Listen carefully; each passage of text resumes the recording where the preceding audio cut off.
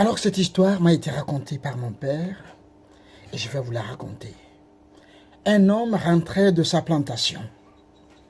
Il traverse une forêt et au beau milieu de cette forêt, il entend un cri.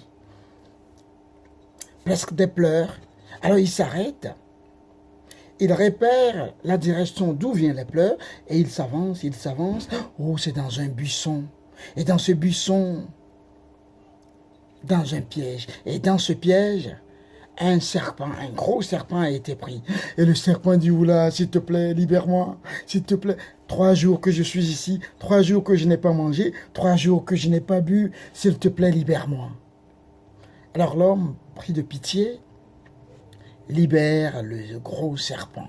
Oh, mais le gros serpent, il est content. Le gros serpent, très content, se met à danser, à tourner autour de l'homme, très content, et il danse la danse du serpent. Le serpentin.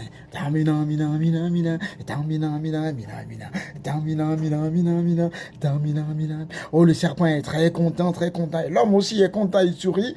Et à un moment, le serpent se dresse devant l'homme et il lui crache son venin dans les yeux.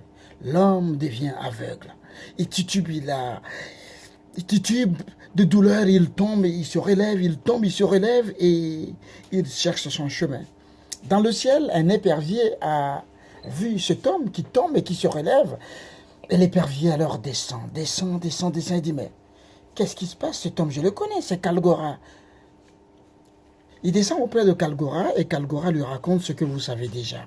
Oh, l'épervier pris de pitié dit, d'accord, moi, je peux te redonner ta vue. Assieds-toi et tu vas voir. L'homme obéit. L'épervier reprend son envol et il va dans le ciel. Seigneur! Il va dans le ciel et il revient. Il amorce une descente. Il se pose sur la genou de Kalgora et lui souffle dans les yeux.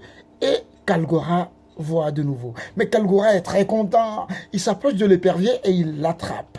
Il se met à le déplumer. L'épervier se débat. Mais qu'est-ce que tu me fais là? Je viens te permettre de retrouver ta vue. Mais qu'est-ce que tu me fais?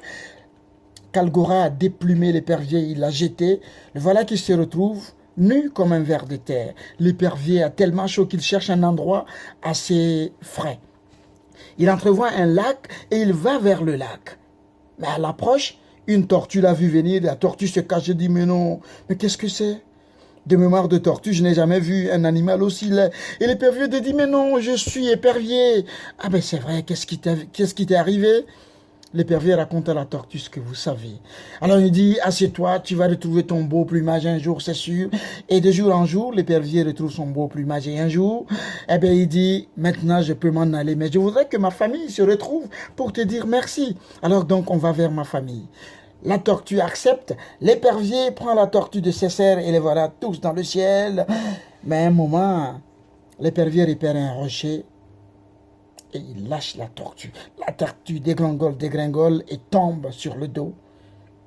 Et sa carapace se fendit en plusieurs morceaux. Elle s'évanouit. Quand elle s'est réveillée plus tard, elle n'est plus tout à fait la même tortue.